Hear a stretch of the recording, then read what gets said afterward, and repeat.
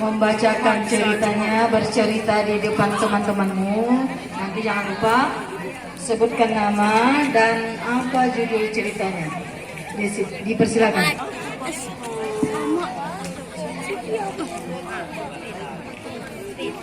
Warahmatullahi wabarakatuh. Waalaikumsalam warahmatullahi wabarakatuh. Perkenalkan, nama saya Mira Susanti dari kelas 82. Saya ingin berdongeng tentang singa dan nyamuk. Seekor singa merungut dan menderam kepada seekor nyamuk yang asik terbang berlegar di kepalanya. Ketika dia coba melelapkan mata, "Pergi kamu dari sini sebelum aku menginjakmu dengan kakiku." Ngaumnya, "Aku tidak takut padamu," kata nyamuk memperolok-oloknya. "Kamu mungkin digelar Raja Rimba, tapi aku lebih kuat daripada kamu. Aku juga boleh membuktikannya. Mari berlawan dan lihat siapa menang." Singa pun bersetuju. Nyamuk dengan pantas menjunam ke arah singa dan menggigitnya bertalu-talu di hidung dan telinganya. Ketika coba memijak nyamuk itu, singa tercakar diri sendiri dengan kukunya yang tajam sehingga berdarah. Cukup, dia akhirnya menjerit, "Cukuplah, kamu menang." Sebarang kecerdaan, nyamuk terbang pergi.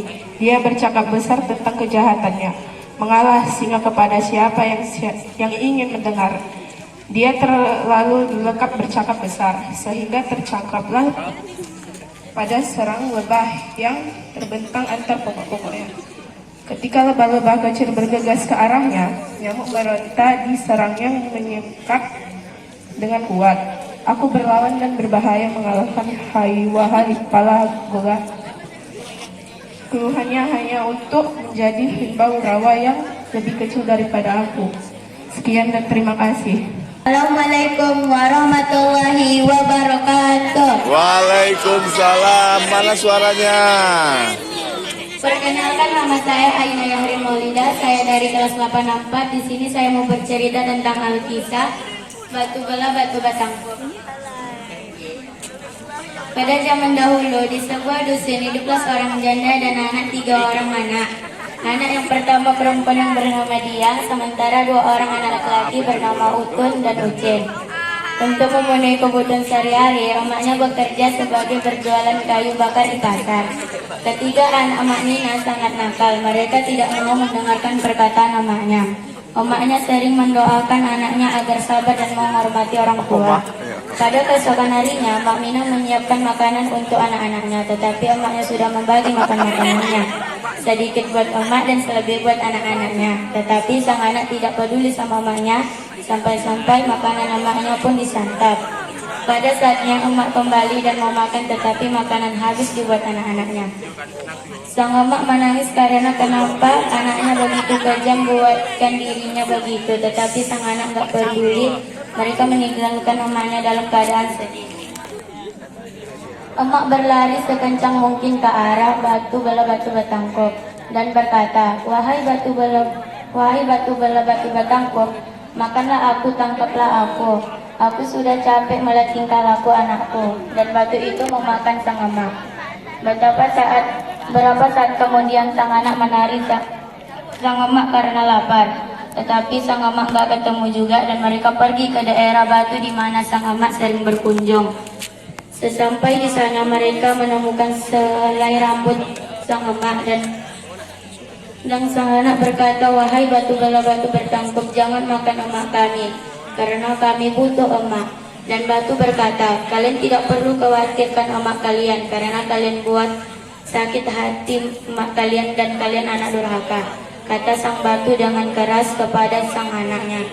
Dan sang anak menyesali, tetapi penyesalan mereka sudah terlambat.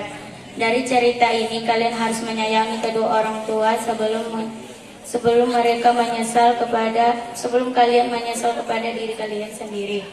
Dan jangan sampai orang tua kalian meneteskan air mata dan buatlah mereka bahagia selalu. Sekian dari cerita saya, akhiri. Assalamualaikum warahmatullahi wabarakatuh. Assalamualaikum warahmatullahi wabarakatuh. Perkenalkan, nama saya Dian Safira dari kelas 83. Saya akan bercerita tentang Pak Belalang.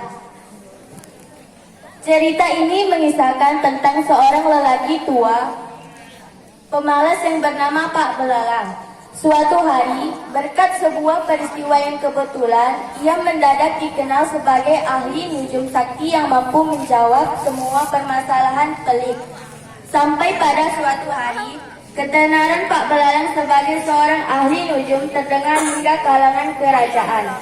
Pak Belalang pun didaulat oleh raja untuk menjawab tantangan teka-teki sulit dari raja seberang.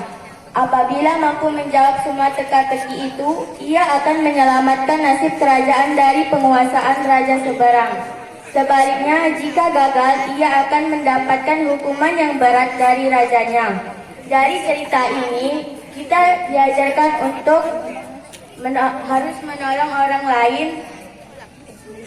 Dari cerita ini mengajarkan bahwa kita harus menolong orang yang sedang dalam kesusahan, karena setiap perbuatan yang baik akan mendapatkan balasan yang baik.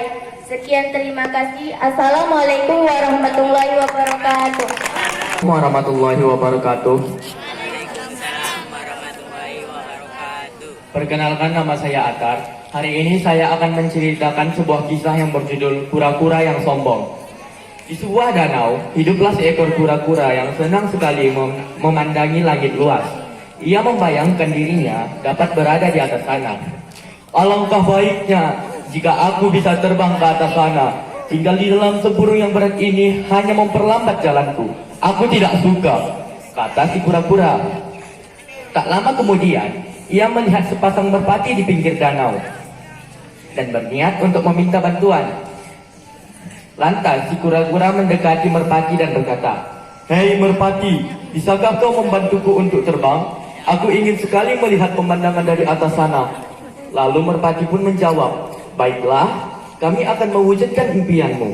Kami akan mencari batang kayu dan kau hanya perlu menggigitnya. Tapi kau harus ingat bahwa jangan sekalipun kau buka mulutmu, karena itu akan membuatmu jatuh." Setelah menggigit batang kayu, merpati itu pun memegang kayu di masing-masing ujungnya, lalu mulai mengepakkan sayapnya. Perlahan-lahan mereka mulai terbang ke langit, dan kura-kura merasa senang.